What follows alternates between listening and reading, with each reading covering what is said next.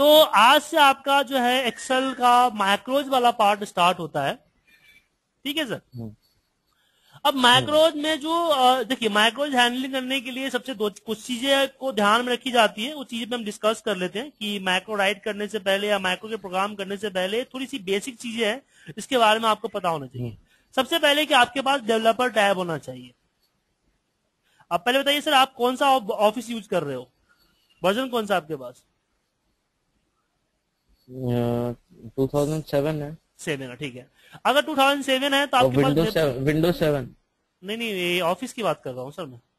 हाँ, ऑफिस तो 2007 है। ओके, तो अगर आप ऑफिस 2007 यूज कर रहे हो तो माइक्रोज हैंडलिंग करने के लिए आपके पास डेवलपर टैब होना जरूरी है।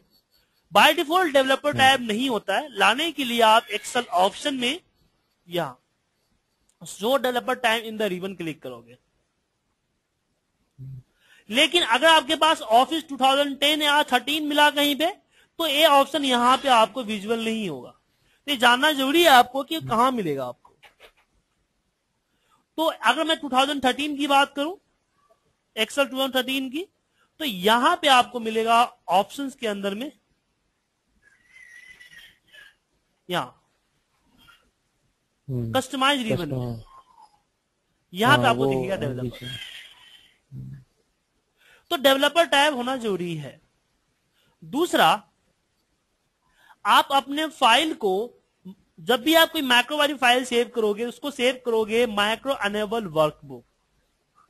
अगर आप 2007 ऑनवर्ड फाइल रखना चाहते हो तो माइक्रो अनेबल वर्कबुक यूज करोगे। अगर आप लोअर वर्जन से 2013 वगैरह 2003 या उससे लोअर वर्जन में करना चाहते हो तो 97 से 2003, बस यही दो फॉर्मेट है जो कि माइक्रो अनेबल होता है। अगर बाकी फॉर्मेट में अगर आप सेव करते हो तो आपका माइक्रो डिसेबल होगा, मतलब कि जो आपने प्रोग्रामिंग की है, कोडिंग टाइप की है, सारे कोडिंग हट जाएगी। अब ये चीज तो नॉर्मली आपको शायद पता होती, लेकिन बात ये होता है कि बार बार यहाँ पे चेंज करना कभी गलती से छूट भी सकता है। क्या सर? बिल्कुल ठीक सर। ये मैक्रो इनेबल्ड जो है ये 2007 और 13 के लिए अलग अलग है? 2007 ऑनवर्ड है, 2007 ऑनवर्ड है। ये एक्सएलएस एम पे सेव होता है। कौन सा बताया आपने? XLS M. अच्छा अच्छा, और 13 के लिए? नहीं, 2007 ऑनवर्ड है सर। अच्छा, ऑनवर्ड है, ठीक है, फिर वो एक्सएलएस एम पे सेव होगा। हाँ, जैसे एक्सएलएस एक्स में 2007, 10 और 13 के लिए सेम है ना? हाँ जी, ऐसे एक्सएलएस एम होता है। और उससे लोअर वर्जन के लिए आपके पास है 97 से 2003, जो कि डॉट एक्सएलएस होता है। ठीक है सर। अब जैसे कि मैंने बताया कि यहां पे चेंज करना मुश्किल होता है। यहां पे आप चेंज कैसे करोगे? तो हर बार आपको यहां पे चेंज करना है। जैसे कि मैं डिफॉल्ट है, जब भी मैं सेव करता हूं डिफॉल्ट हो, क्योंकि मैंने इसको डिफॉल्ट बनाया है, तो आप भी इसको डिफॉल्ट बना सकते हो। तो डिफॉल्ट कहां से बनाएंगे हम? तो इसके लिए आपको जाना पड़ेगा एक्सेल ऑप्शन के अंदर में, और इसमें सेव पे डिफॉल्ट सेव फॉर्मेट जो होता है वो यहां पे सेट करना पड़ेगा। ठीक है सर? हाँ जी। तो इसको करने से क्या होगा कि हर बार बार आपको सेव करने की जरूरत नहीं पड़ेगी। दूसरा प्रॉब्लम होता है, जब भी कोई मैक्रो फाइल ओपन करते होंगे तो ऊपर में यहां पे आपको ऑप्शंस एंड अनेबल मैक्रो का एरर देता होगा। आपको पॉपअप आता होगा अनेबल मैक्रो की। जैसे एग्जांपल, अगर मैं सिक्योरिटी लेवल हटा देता हूं तो मुझे ही मिलेगा। हाँ, एक लाइन आती है। वो क्यों होती है? क्योंकि बाय डिफॉल्ट आपका यहां पे disable all macro with notification होता है। मतलब आपका मैक्रो यहां से डिसेबल होता है, और नोटिफिकेशन विथ नोटिफिकेशन डिसेबल होकर नोटिफाइड करता है आपको कि भाई अनेबल करो, इसे मैक्रो है। तो लेकिन मेरे केस में नहीं है, क्योंकि मैंने यहां पे अनेबल और मैक्रो यहां पे कर रखा है। मैंने अपने मैक्रो फाइल को अनेबल कर रखा है, क्योंकि मैं हमेशा मैक्रो पे काम करता हूं। लेकिन डिफॉल्ट सेटिंग इसका ये होता है, disable all macro with notification. तो हर बार क्या होगा ना, जैसे इवेंट वगैरह क्रिएट करते हो, जब फाइल ओपन होते ही आपका कोई प्रोग्राम रन हो जाए, फाइल क्लोज होती है, ओपन, आपका कोई प्रोग्राम रन हो जाए, ऐसे मैक्रो परफॉर्म नहीं करेगा। तो इसलिए हम अनेबल और मैक्रो करते हैं। लेकिन क्वेश्चन ये उठता है कि ऐसा क्यों, डिसेबल क्यों, जब मैक्रो इतना इंपॉर्टेंट है, हर कोई मैक्रो सीखना चाहता है, तो डिसेबल क्यों है मैक्रो? जैसे कि नेचर है, प्रकृति की नेचर है कि किसी चीज का अगर एडवांटेज है उससे डिसएडवांटेज भी है। मतलब कि मैक्रो के रूप में कोई आपको वायरस भी दे सकता है। मैंने भी एक बार वायरस बना के भेजा था, एडमिन बना के मैंने स्टोर कर दिया था, सेव कर दिया था। उसमें क्या था कि जब भी कोई फाइल ओपन होता था, एक गंदा सा वर्ड लिखा हुआ था और फाइल क्लोज हो जाता था। मैंने अपने इसके लिए बनाया था, मैनेजर के लिए बनाया था, बहुत परेशान कर रहा था। तो मैंने बना के इसको आउटलुक के जरिए भेजा था, आउटलुक में कॉन्फ़िगर करके भेजा था मैंने। जैसे उसने मेल पढ़ के फाइल ओपन किया, वो एडिन इंस्टॉल हो गया। जब भी कोई नया एक्सेल, कोई भी नया पुराना कोई भी एक्सेल फाइल खोलता था, सीधे आता था, अबे घर जा, क्या कर रहा है, अबे सी है क्या, और जैसे ओके करता था उसकी फाइल क्लोज हो जाती थी। समझिए?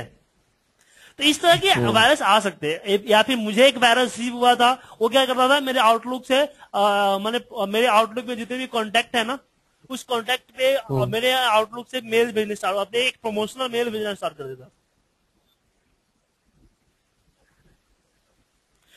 तो इस तरह के आपके मतलब कि आ सकते हैं। इसलिए माइक्रोसॉफ्ट ने डिफॉल्ट डिसेबल कर रखा है माइक्रो सिक्योरिटी लेवल।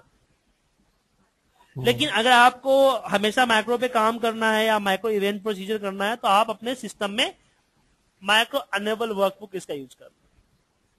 अब कौन सा फाइल माइक्रो लगा हो सकता है, कौन सा फाइल माइक्रो नहीं लगा है, इसमें वो आपको माइक्रो फाइल से पता चल जाता है। कैसे? देखिए, ये फाइल आपको दिख रहा है, इस फाइल के अंदर में आपको ए दिख रहा होगा, एक इसमें सुनो आंख, एक्सलेस एम का निशानी है। मतलब इसके अंदर में आपके पास माइक्रो अनेबल वर्कबुक है। जरूरी नहीं कि मैक्रो होगा ही, लेकिन मैक्रो कंटेन करने वाली फाइल है, मोस्टली मैक्रो होने के चांसेस है। ठीक है? और नॉर्मल ये दिख रहा है, ये बोलता है एक्सएलएस एम का फाइल, मतलब कि इसमें आपका मैक्रो नहीं होगा। और ये जो दिख रहा है एक्सएलएस एम, तो ये है ऊपर वाला, ये है एक्सएलएस एक्स का फाइल है, इसमें मैक्रो होने के चांसेस, इसमें मैक्रो बिल्कुल हो ही नहीं सकता है। और ये आपका ओल्ड वर्जन का फाइल है, इसमें मैक्रो हो भी सकता है, नहीं भी हो सकता है, क्योंकि ये आपका 2013 का फाइल है। ठीक है सर? और ये जो दिखता है इसको बोलते हैं एड इन्स। मतलब इसमें सिर्फ कोडिंग ही है, डेटा इसके अंदर नहीं है, सिर्फ कोडिंग है। जैसे कि आपने मुझे बोला है कि सर मुझे एक फलाने रिपोर्ट के लिए मैक्रो बना के दे दो, तो मैं आपको फाइल भेजूंगा। अब हो सकता है कि आपके पास माइक्रो डिसेबल हो, अनेबल हो, पता नहीं क्या हो, तो मैं आपको सिर्फ कोड भेजूंगा, वो भी एड इन्स के थ्रू, इस तरह से बना के। तो जो फाइल बनेगी वो बनेगी। तो इसको ओपन करेंगे तो ये ओपन नहीं होगी सर? ओपन होगी, बस कोड ओपन होगा इसका। अच्छा, देखो कोई दिखा नया फाइल है ऊपर, जो ओपन फाइल, तो ओपन फाइल है, बेसिकली ओपन यहां हुआ है। अच्छा, ठीक है सर? ठीक। अब बात करते हैं हम टाइप ऑफ मैक्रो के बारे में। अब मैक्रो पढ़ रहे हैं तो मैक्रो की थोड़ी सी थ्योरी पढ़ लेते हैं। सबसे पहले हम इस बात को जानते हैं कि हम वीवीए प्रोग्रामिंग से करेंगे क्या।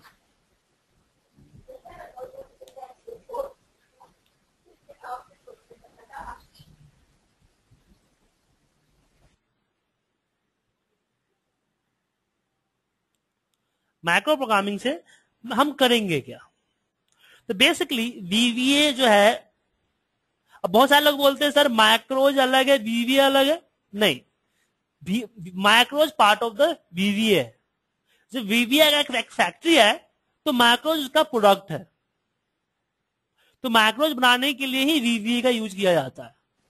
बहुत सारे बच्चे इसमें मुझे क्वेश्चन पूछते हैं कि सर मैक्रो डिफरेंस एंड, क्योंकि वो समझते हैं macro it means recording macro, but वीवीए के जरिए ही हम मैक्रो क्रिएट करते हैं। तो आप सिर्फ रिकॉर्ड करने से मैक्रो नहीं बनता है, मैक्रो हम नॉर्मली बना सकते हैं। तो वीवीए के जरिए एक तो हम मैक्रोज बनाते हैं। मैक्रोज क्या होता है, आपका एक तरह से आप उसको ऑटो पायलट कर सकते हो, कि ऑटो पायलट को आपने एक दे दिया कि भाई आपको दिल्ली टू मुंबई को फ्लाई करना है और इस कंडीशन से फ्लाई करना है।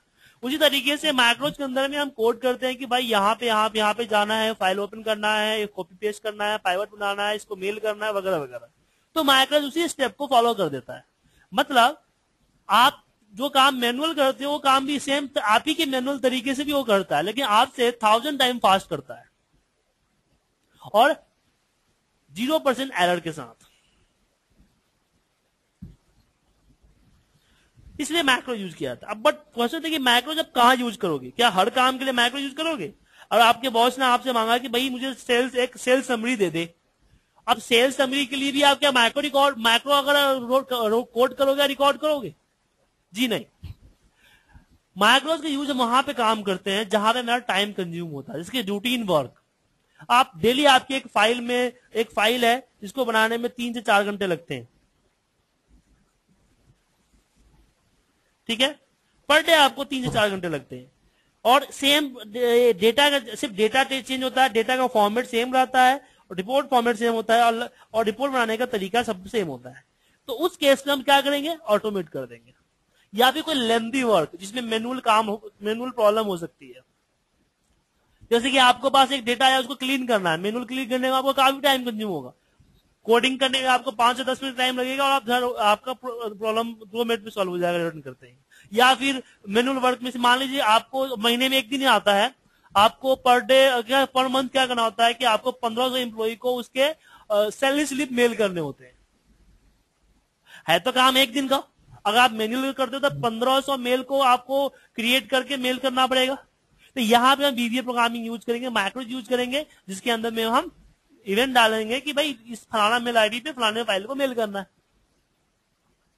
तो यहां पे मैक्रो यूज होता है आपका। मैं मैक्रो वहां भी होता है जहां पे आपका रूटीन वर्क है या फिर काम एक बार ही आया आपके पास लेकिन बहुत लेंदी है, आपसे मैनुअल नहीं होगा, तो वहां पे हम मैक्रो यूज करते हैं। ठीक है, हर काम के लिए मैक्रो यूज नहीं होता है। अगर आप देखो तो आप अपने ऑफिस आवर में ऑफिस जो जितना काम है उस काम का 5 से 10% काम ही मैक्रो से कर पाते हो, बाकी सारा काम आपका नॉर्मल मैनुअल ही होता है। लेकिन 10% आपका ऑफिस में काफी टाइम बचाता है और एक्यूरेसी देता है। ठीक है, अब मैक्रोज के बारे में हम जानेंगे, बात करते हैं। और दूसरा क्या है हमारे पास, दूसरा है फंक्शन। हम वीवीए के जरिए फॉर्मूले बनाते हैं, जैसे कि आपके पास वी लुकअप, एज लुकअप जैसे बने बनाए फॉर्मूला है ना, आप इसी तरह के खुद के फॉर्मूले क्रिएट कर सकते हो। जैसे कि कोई कैलकुलेशन है जिसके लिए एक्सेल में कोई है नहीं फॉर्मूला, या है तो बड़े लेंदी तरीके, जैसे कि इंसेंटिव निकालना वगैरह वगैरह, तो ऐसे फॉर्मूले खुद के आप बना सकते हो। देन आता है आपके पास यूजर इंटरफेस।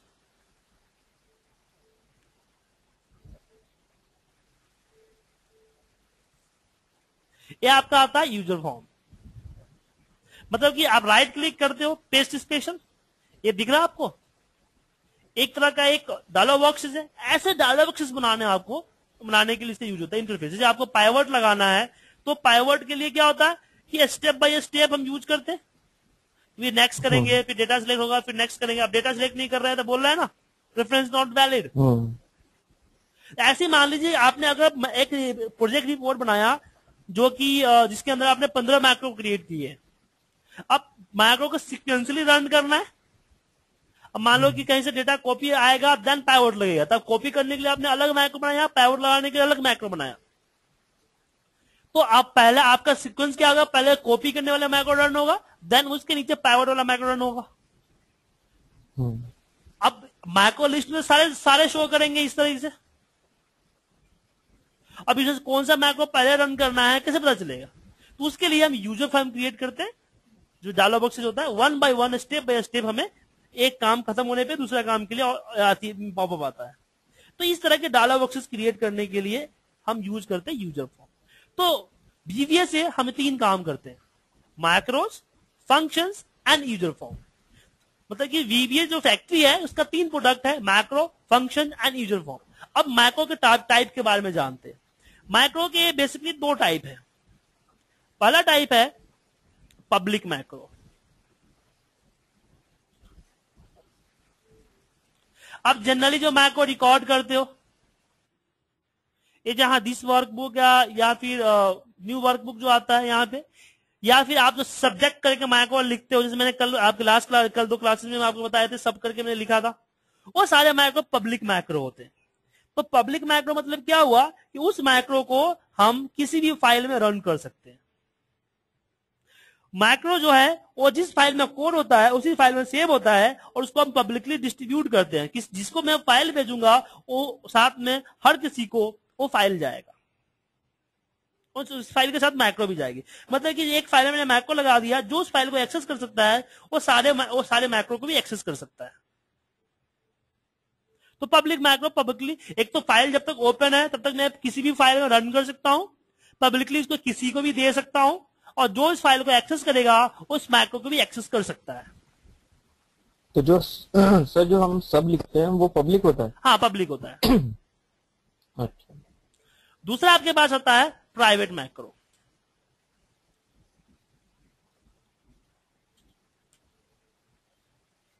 प्राइवेट मैक्रो में एक पहला, इसके 2 पार्ट है। पहला है आपका इवेंट मैक्रो।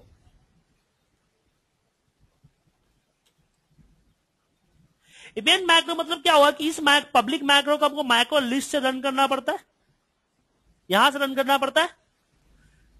लेकिन इवेंट मैक्रो क्या होता है कि आपके किसी काम पे रन होता है, जैसे कि आपने फाइल ओपन किया और मैक्रो रन हो गया, आपने किसी बटन पे क्लिक किया, फाइल ओपन हो गई। मतलब यूजर फॉर्म पे जो चीजें होती है, जैसे ये देखिए, अगर हम ये जो हुआ ना, अब ये ओके पे क्लिक किया, तो ओके पे क्लिक करना मतलब कि इवेंट हुआ। तो जो मैक्रो, ये जो ओके बटन पे जो मैक्रो कोडिंग की गई होगी वो क्या होगा, इवेंट मैक्रो होगा। मतलब कि किसी एक एक्शंस पे आपका मैक्रो रन कर जाए उसको इवेंट मैक्रो कहते हैं। एक बटन पे क्लिक करके ओपन करो, या फिर राइट क्लिक करते ओपन हो जाए, या फिर डबल क्लिक करते आपको ओपन हो जाए, उस केस में हम इवेंट मैक्रो यूज करते हैं। देन आपका आता है पर्सनल मैक्रो।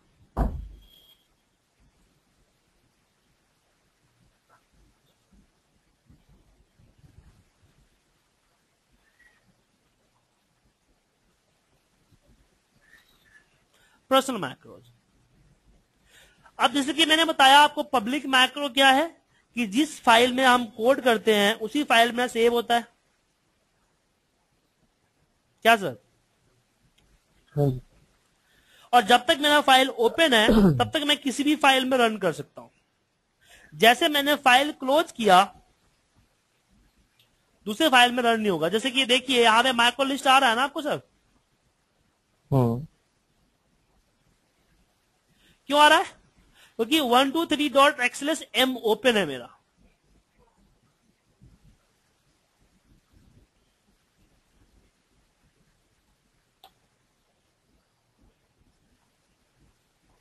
अब देखिए नहीं है, हट गया।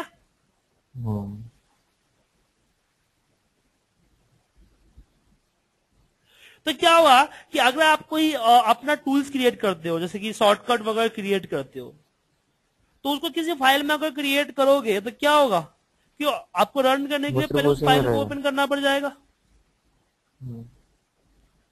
लेकिन पर्सनल मैक्रो क्या होता है कि जब पर्सनल मैक्रो बनाते हैं तो उसकी जो कोडिंग होती है वो किसी पार्टिकुलर फाइल में ओपन नहीं होती है, पार्टिकुलर फाइल में सेव नहीं होती है, सॉरी, वो आपके ऑफिस लाइब्रेरी के अंदर में सेव होती है। वो आपके पर्सनल पीसी के लिए होता है। मतलब कि आपने एक बार पर्सनल मैक्रो बना दिया तो उस मैक्रो को आप किसी भी फाइल में रन कर सकते हो, चाहे आपने जिसमें बनाया था वो फाइल खुला है या मैक्रो बनाया। यस सर, जो प्राइवेट मैक्रो बनाया सर। प्राइवेट में इवेंट नहीं, पर्सनल की बात कर रहा हूं मैं। अच्छा पर्सनल, हाँ, मतलब कि जो पर्सनल करेंगे वो सिर्फ हमारे हमारे लिए ही होगा, हमारे हम मतलब जो भी फाइल में हम चलाना चाहें वो आप अपने वो उसमें पीसी पे चल चला जाएगा। सकते हो, अच्छा। अपने पीसी के ऊपर चला सकते हो, लेकिन किसी को मेल नहीं कर सकते फाइल को, क्योंकि आपके ऑफिस लाइब्रेरी में सेव होता है। वो बनता कैसे है, वो सिर्फ रिकॉर्डिंग करते समय बनता है यहाँ पे पर्सनल माइक्रो। ठीक है सर। ठीक। तो उसमें आप जैसे शॉर्टकट से आपने कंडीशनल फॉर्मेटिंग, बायवर्ड जैसे इस लोगों के जैसे आपने कुछ शॉर्टकट क्रिएट किए हैं, क्योंकि हर फाइल पे आपको वर्क करना पड़ता है, तो उस ऐसे माइक्रो हम पर्सनल माइक्रो में क्रिएट करते हैं। तो पब्लिक माइक्रो पब्लिकली डिस्ट्रीब्यूट हो सकती है, पर्सनल माइक्रो पब्लिकली डिस्ट्रीब्यूट होती है, सिर्फ एक पर्सनल पीसी के लिए होता है। ठीक है सर। हम्म। अमित जी समझ में आया? हाँ जी सर। तो आपको माइक्रो का टाइप समझ में आ गया। हम्म। बात आती है फंक्शंस। फंक्शंस को जब हम बनाते हैं तो फंक्शंस बाय डिफॉल्ट आपको पब्लिक माइक्रो के कैटेगरी में ही जाता है। ठीक है सर। हाँ, लेकिन उसको हम एक बार रिकॉर्ड कर लें, मतलब कि अगर हम उसको पर्सनल माइक्रो में रिकॉर्ड करके फिर उसके अंदर फंक्शंस क्रिएट करते हैं, तो आई थिंक वो सबके पास ज्यादा, लेकिन मुश्किल है। वो हम हमेशा पब्लिक माइक्रो में ही बनता है, रूल्स पे ही बनता है, क्योंकि हर फाइल में कॉल नहीं होगा फिर तब। अच्छा। और लेकिन जो माइक्रो जो आप फॉर्मूले बनाते हो, उस फॉर्मूले को आप एक्सेल पे भी यूज कर सकते हो और आप वीवीए में भी यूज कर सकते हो, दोनों में यूज कर सकते हो आप। अच्छा। जैसे कि आपने सैटरडे की क्लास में आई थिंक आपने देखा होगा। हम्म। ठीक है, तो इसका यूज कर सकते हो। अब बारी आती है डिक्लेरेशन। यूजर फॉर्म तो नॉर्मल है, वो तो बता दूंगा आपको।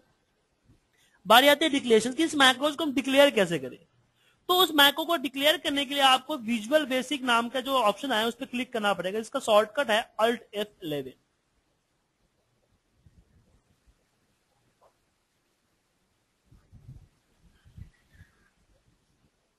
ठीक है सर। हम्म।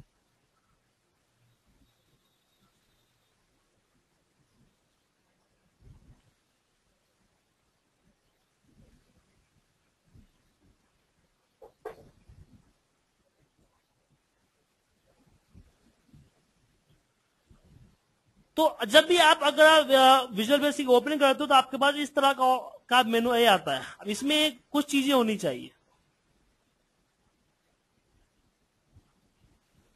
कभी कभी इस तरह का अगर ब्लैंक आपको दिखा, तो कोडिंग करने के लिए दो चीज, एक आपका प्रोजेक्ट एक्सप्लोरर जो कि कंट्रोल आर इस पे या फिर इस पे क्लिक करने से मिलेगा, या फिर आप व्यू में जाके भी आप प्रोजेक्ट एक्सप्लोरर पे क्लिक कर सकते हो।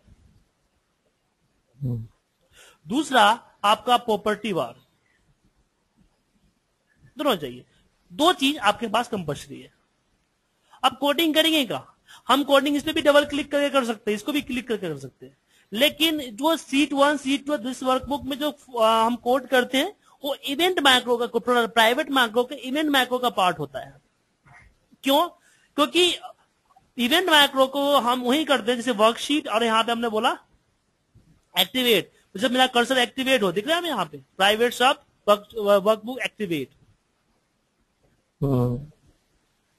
तो जिस फाइल में करेंगे उसी फाइल में होगा। क्यों? क्योंकि अगर इसको इसमें अगर हमने पब्लिक मैक्रो बनाया तो फिर वो सीट दो प्रॉब्लम होगी।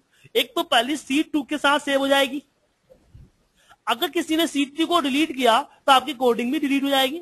दूसरी कि आप बाकी जो सीट 1 सीट 3 सीट 4 है उस पर इस मैक्रो को कॉल नहीं कर सकते। अच्छा। इसलिए हम इवेंट मैक्रो ही बनाते हैं सीट 1 सीट 2 दिस वर्कबुक पे। जब मुझे पब्लिक मैक्रो बनाना होता है तो उसके लिए इंसर्ट मॉड्यूल्स पे क्लिक करते हैं। मॉड्यूल। ठीक है। अब पब्लिक मैक्रो लिखने के लिए जैसे आप जानते ही हो कि आप यहाँ पे पब्लिक और सब लिख सकते हो, साथ में माइक्रो नेम। पब्लिक न भी पर सर लिखो हमने उस दिन तो पर भी खाली सब सब आपका लिखा चल था। जाएगा। हाँ सर। अच्छा। पब्लिक साइलेंट होता है, जैसे +1 and 1 both are the equal, same ऐसा होता है। अब इसमें आता है मैक्रो नेम कंसेप्ट। मैक्रो का नेम आप लिखते हो ना, उसका भी एक कंसेप्ट है। मैक्रो नेम में आप स्पेस नहीं लगा सकते, कॉमा, डॉट, डेसिमल, डैश, ऐसी चीजें नहीं लगा सकते, कोई भी मैथमेटिकल ऑपरेटर नहीं लगा सकते आप।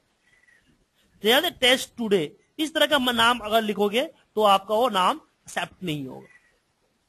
हाँ, अगर सेपरेट करना चाहते हो तो इन दोनों के बीच में आप अंडरस्कोर लगा सकते हो या फिर @ लगा सकते हो। इसके अलावा कोई भी स्पेशल कैरेक्टर, डॉलर सोलर जो होते हैं ना, आप नहीं लगा सकते, ये नियम के खिलाफ है। ठीक है सर, कोई डाउट?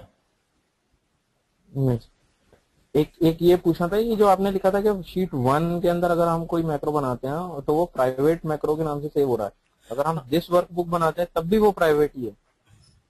हाँ हाँ हाँ,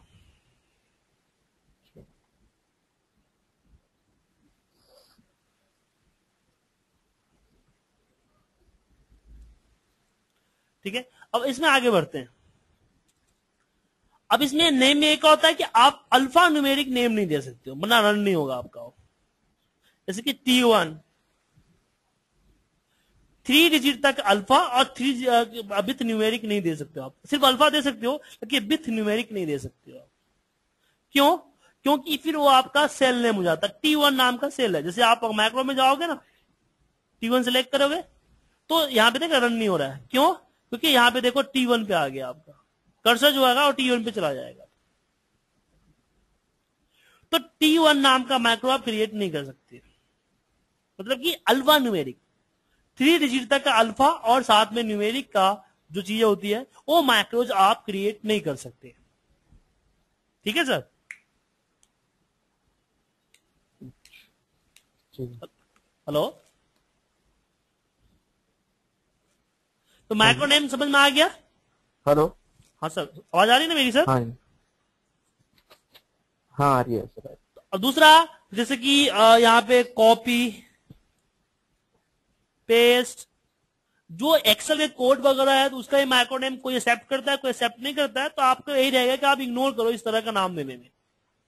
और एक मैक्रो की एक फाइल के अंदर एक नाम के 2 मैक्रो नहीं बना सकते आप। ठीक है? तो छोटे में चीजें इसमें क्लियर करना चाहिए। मैं अगर आपने इसी फाइल के अंदर में क्लास फाइल 1 के अंदर में आपने अगर से मैंने यहाँ पे दे दिया सीसी डाल दिया, और यहाँ पे दोबारा अगर हम सब्जेक्ट में जाएंगे और सीसी डालेंगे और फिर इसको रन करेंगे, अभी तो एरर नहीं दिखा रहा लेकिन रन करते समय आपको एरर दिखा देगा। ठीक है सर? मतलब सेम नेम से दोबारा नहीं डाल सकते? हाँ, लेकिन अगर आपकी दूसरी फाइल है, यहाँ पे देखो इनबॉक्स है, तो इसके अंदर में मैं इंसर्ट मॉड्यूल करके सीसी नाम का मैक्रो बना सकता हूँ, तो कोई दिक्कत नहीं है। मतलब दूसरी वर्कशीट में हम ये बना सकते हैं पब्लिक में, लेकिन सेम वर्कशीट में पब्लिक में नहीं बना, उसमें नहीं बना सकते। पब्लिक हो या कुछ प्राइवेट में तो आप डालना ही नहीं है, पर्सनल भी आप सेम नाम के 2 मैक्रो नहीं बना सकते हो। सेम नाम के 2 मैक्रो किसी कंडीशन में विद इन फाइल नहीं होता है। ठीक है सर?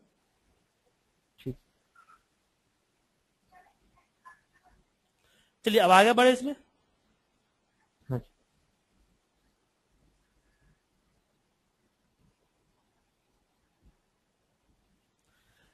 बारी आती है फंक्शन। फंक्शन कैसे डिक्लेयर करोगे?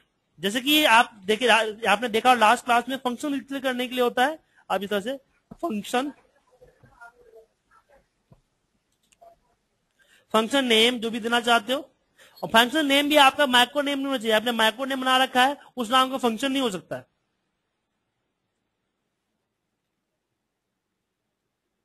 और इसमें input n as a string, फिर फंक्शन का रिटर्न क्या है?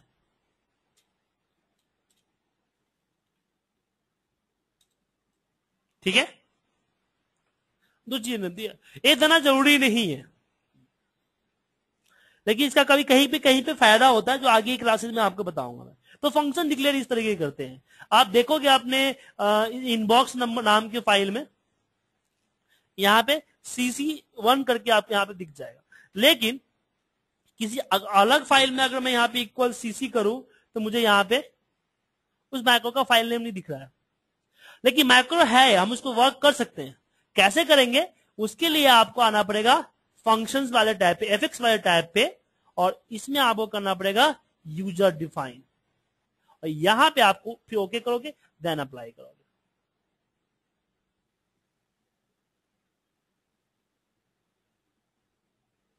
ठीक है?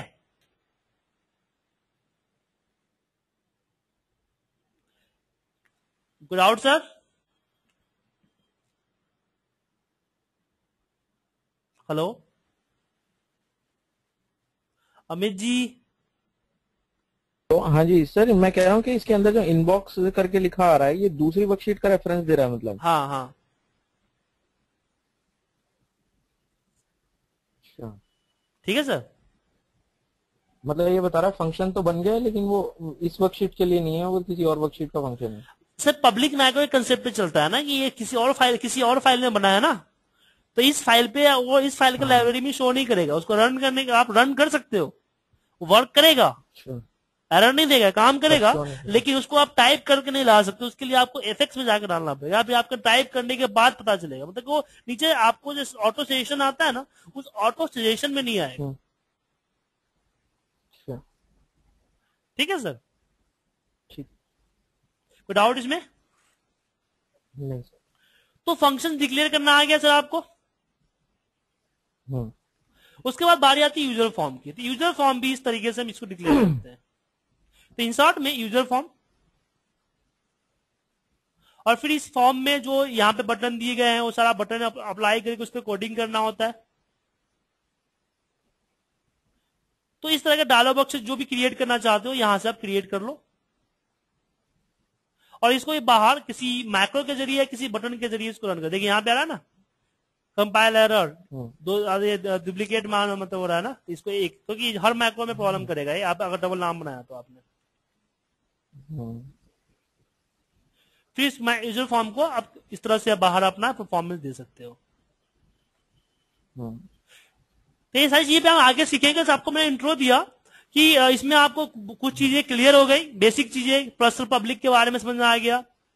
अगर आपको पर्सनल मैक्रो बनाना है तो पर्सनल मैक्रो के लिए आपको रिकॉर्ड ही करना पड़ेगा। ठीक है?